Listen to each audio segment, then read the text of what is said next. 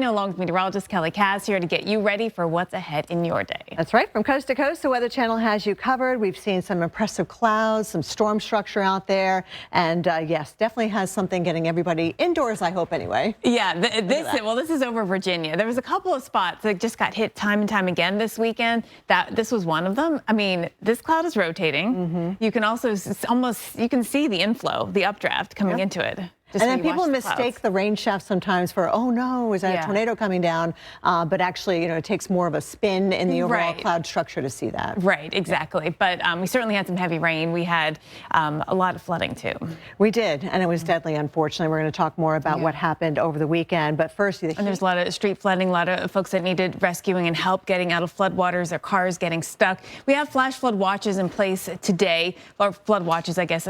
This is your heat risk. So in other words, it's pretty elevated. It doesn't take long to get into trouble when it comes to your health, being overcome by the heat. So for Dallas tomorrow, you can see those temperatures rising into the triple digits. Worst time to be out and about is going to be right there in the middle of the day, right when the sun is high in the sky. You've got San Antonio also looking at that risk right there in that lighter shade of red where it's going to feel like the triple digits. So definitely use those precautions. Lightweight, light color clothing, that's the way to go.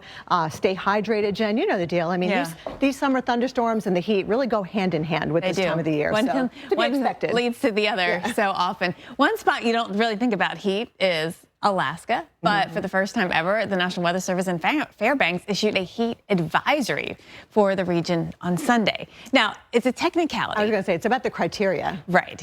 It's a technicality. It's not because all of a sudden it was exceptionally hotter than it's ever been. It's been hotter, but now they are able to issue these heat advisories. Which is good, to give everybody a heads up, especially in a part of the country where you're not used to the heat. Right. They probably don't have air conditioning.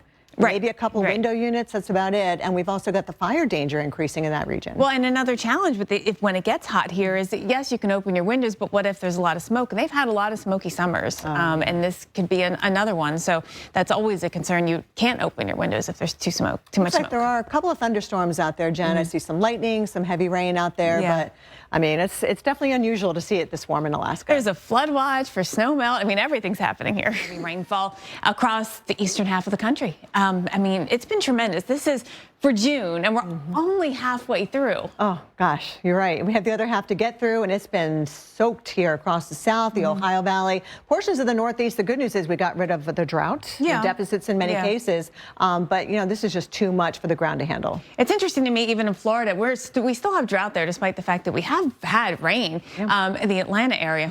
No drought in Georgia, but it has been, but what's interesting is the calendar just doesn't show at the airport, like what everyone's getting in their backyards. If you count that, Trace, we had like 11 days in a row. Yes, There's I know. Consecutive days where we had measurable rain. Yesterday, nothing, so that's good. Dallas has also been pretty busy. Total rainfall nearing 2 inches. But many spots are getting much more than this. I mean, that's sort of the point, too, is that it's raining every day, and in some cases, you're getting 2 or 3 inches every single day. So no drought in the southeast. We still have South Texas and West Texas, and, of course, the Southwest. We've gotten much better over here, though. In Maryland, we still have a little ways to go there, but, at least we're making a dent in the overall drought situation. Well, all the rain and flooding across the eastern. In today's Weather-Wise, we've teamed up with Tide to help you plan your outfit for the day. Weather can certainly be unpredictable, kind of catch you off guard, but Tide is always here to make sure your outfit looks great no matter what comes your way. So we're going to take a look at the country and kind of determine if you need the umbrella, maybe the rain jacket here, definitely across the upper Midwest and even parts of the Southeast. I know it's hot for a jacket, but definitely have the umbrella handy. Otherwise, it is definitely shorts weather where you've got that heat. In fact, it's way too hot in the Southwest, even by their standards. Atlanta, very warm, very muggy, short sleeves, lightweight, light colored clothing, the way to go. And yes, the rain gear comes in handy as well, especially for Tuesday and then again for Thursday, but then drying out for the weekend. But look at your temperatures, well up into the 90s, and we're only dropping to the 70s at night. So that shows you how muggy the atmosphere is going to be in the ATL. For St. Louis by the Arch, we see 79, not too bad out there today. Very comfortable temperature-wise. Now we're grabbing the umbrellas and the rain jackets for Wednesday with 84, that chance for thunderstorms, and then we're dry toward the end of the week into the weekend. For Seattle, looking very comfortable temperature-wise. You've got the 70s, upper 60s. Chance of rain, though, as we head into Friday and Saturday, but then drier weather for Sunday, the first Sunday of summer. especially when it comes to being in the car. So we want to share with you our scorching car scale to show you just how quickly cars heat up and how dangerous it gets. So, we look at this vehicle, 94 degrees in Dallas. This is a typical summer day. Inside the car in just 10 minutes. A very dangerous 113 degrees. It's 128 after 30 minutes. Beat the heat, check the back seat, make sure kids and pets are not left in cars. Nothing takes less than 10 minutes, right? Any errand, I feel like, takes at least 10 minutes. And you look at a place like Cincinnati, which is not that hot, 82 degrees, also a typical summer day for us, but your car 101, which is tough after 10 minutes, starts to get really dangerous. In 30 minutes, it's 116 degrees. Beat the heat, check the back seat. We want to take you into this hot forecast, actually not just for some spots in the southern plains, but actually we're building. The heat is building in the southwest as well. Though we got to give you some focus here where dew points are rising and it's going to be hot and we have less thunderstorm activity, so less cloud cover to keep us cool. This is across Oklahoma and Texas where dew points are running near 70, if not in the 70s across this area, and temperatures are going up. So regardless of what the temperature is, when you factor in the temperature and the dew point, it's going to feel like it's above 100. 101 in Dallas, 100 in San Angelo, and of course in the southwest, look at Phoenix, 113. We have some very concerning heat out there in the southwest over this next entire week. The heat risk is a relatively newer scale, which helps you look at where is the heat going to be dangerous, because we know that, you get used to 100 degrees in Arizona in the summertime, but this is excessive. And so we've got major heat risk across a number of areas in Arizona and New Mexico and even western Texas and South Texas. There's some pockets of this major heat risk. Tomorrow, the numbers are high as well, going to a feels like of 105 in Shreveport. It really is a combination of the temperature and the fact that it's going to be so humid. The dew points are so high out there. Your body just can't cool down in this heat very effectively. We've got a high heat risk across western portion, or I should say a major heat risk across western portions of Texas, parts of northern Texas, even nosing up into Oklahoma as well. Dallas, you're going to spend a number of hours in at least the extreme caution portion, if not even nudging up towards danger. Not quite there, but that's all day from morning to night. You're working outside unless you're working before 11 o'clock or after 9 o'clock here. You're not getting a break. Some tips to avoid heat illness: drink plenty of water, to stay hydrated, avoid alcohol and sugary drinks. You want to wear lightweight, light-colored, loose-fitting clothing, and avoiding anything that you can, outdoor exercise during the hottest time of the day. Also, be aware that certain medications can affect the body's ability to cool or maybe dehydrate you. So that's really important to keep in mind. You may need more water than you realize. Kelly. Very young, the elderly, that's, are especially prone to this kind of, heat-related stress. And here in Florida, we know all about heat, don't we? But of course, we had a very dry season. Now that the rainy season has begun, be careful what you wish for, because pretty much every day this week, we've got a chance of showers and thunderstorms. You can pretty much time them out here, the Panhandle, all the way down into Florida, even Miami, a slight chance. But overall, it's going to be hazy, hot, and humid. Temperatures in the upper 80s to low 90s. How about mid-90s for the I-4 corridor here, Orlando, back down towards Tampa? It's almost like you want rain to happen to cool us off, right? Temperatures will also be in the low 90s for the state capital in Tallahassee tomorrow. Now we have to factor in the humidity, because we do have very high dew points here, upper 60s to low to mid 70s. So you step outside, you feel like you need another shower. It is so uncomfortable out there. It's going to feel like 101 tomorrow in Tampa, feeling like 101 there in Jacksonville, maybe heading out to the beach. Just use a lot of caution. Make sure you drink plenty of water, avoid the alcohol, because that only causes more problems. There are your showers and storms right along the southwest coast for Wednesday and across portions of the Panhandle of Florida as well. But overall, really the story here in Florida is going to be the heat, the dangerous heat, plus the humidity, making it feel even worse, making it feel like the triple digits for so many of us. So let's take a look at Orlando, where we're getting up to that danger zone, very close to it anyway, especially right here in the middle of the afternoon, which is the worst possible time to be out and about.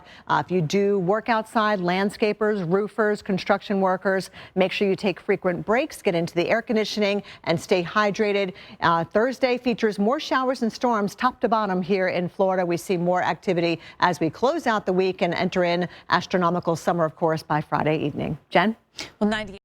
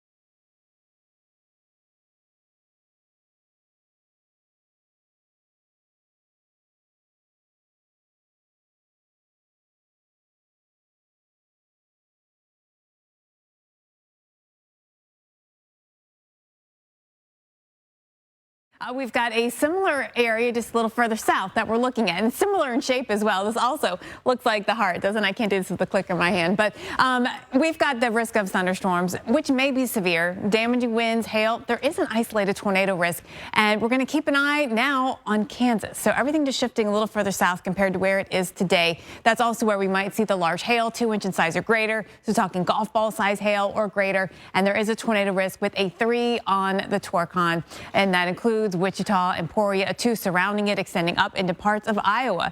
Damaging winds in excess of 60 miles per hour, likely for you, especially across Kansas. So what's happening in Kansas? Let's look at tomorrow's forecast. We'll first pick it up where Kelly left off, and that forecast radar showing some overnight storms still ongoing in the morning across central Kansas. They may be severe. They'll certainly bring some heavy rain potential, and that will track over towards Kansas City and extend back into the Wichita area through at least the morning.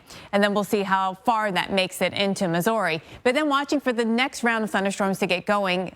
4 o'clock in the afternoon or so, watching the higher terrain of western Nebraska, eastern Colorado. We'll see a cluster of storms likely develop into the late night right across central Nebraska and into Kansas. And that will be a big rainmaker, in addition a potentially strong wind maker as well. So rain and wind, some of the biggest threats that we will see as we get late night into the overnight hours, around 2, then coming back into Kansas City. Then on Wednesday, we're going to watch our front push a little more to the east. Out ahead of it, there will be the risk of thunderstorms into Michigan, into Illinois, including Chicago, stretching back down into Oklahoma. The chance for all modes of severe weather, honestly, and winds are probably the biggest threat, but we'll see all threats out there. And of course, rainfall, another chance of getting some heavy rain through this entire area.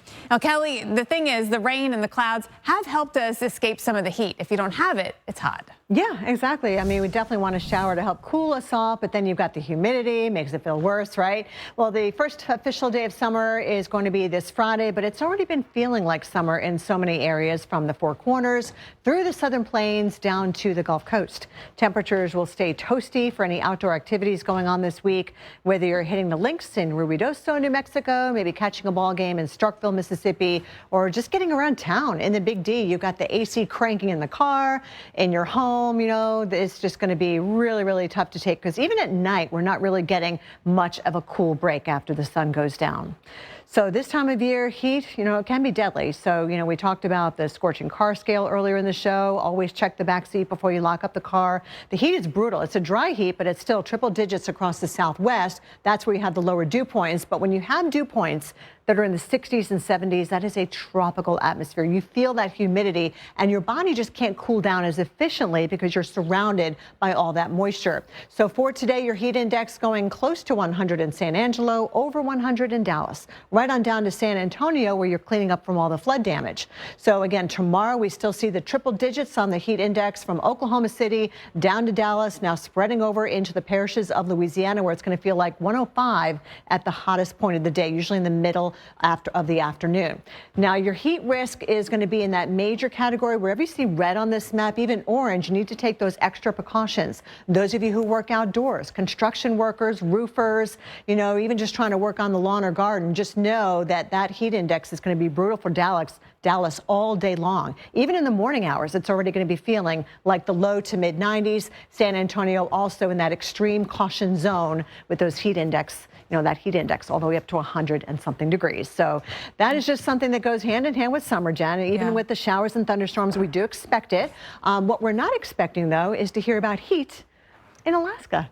That's right. And their heat is a different level than Texas heat, that's for sure. There was a heat advisory, actually, the first ever heat advisory from the National Weather Service in Fairbanks issued for Sunday. Now, it's not that it has not been this hot before. It has been. It's been hotter, actually. It has to do with the criteria. The Weather Service is starting to look more deeply into that criteria. Right. And so that's a type of product now that can be issued for Alaska. Not Anchorage yet, though. So just Juneau and Fairbanks. We've got other issues, too. Red flag warning, fire weather watch, and a flood watch north of all that.